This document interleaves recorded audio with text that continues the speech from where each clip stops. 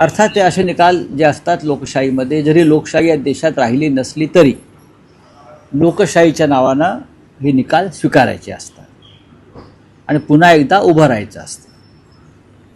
पश्चिम बंगालमध्ये आणि तामिळनाडूमधला पराभव हा देशासाठी असं म्हणतो मी आणि लोकशाहीसाठी धोक्याची घंटा आहे.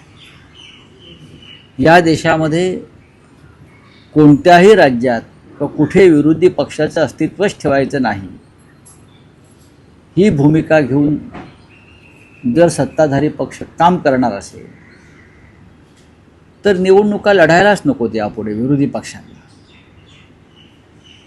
लाखो मतदार कापले जातात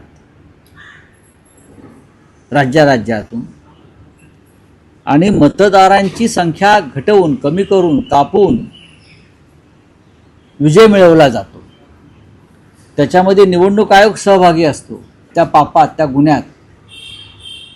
आणि त्यातून विजय मिळाल्यावर जे विजय उत्सव साजरे करतात ते लोकशाहीच्या छातीवर नाचतात. अशा प्रकारच्या निवडणुका या पाकिस्तानात होतात.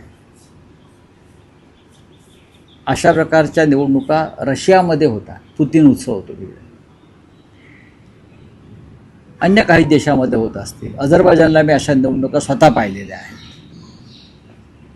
म्हणजे निकालाच्या आधीच, मतमोजणीच्या आधीच तिथे मी एक दिवस आधी निकाल जाहीर झालेला पाहिला विजयाचा, हे मी स्वतः डोळ्याने पाहिले. भारतामध्ये सुद्धा त्याच पद्धतीनं निवडणुका आणि लोकशाही जाताना दिसते.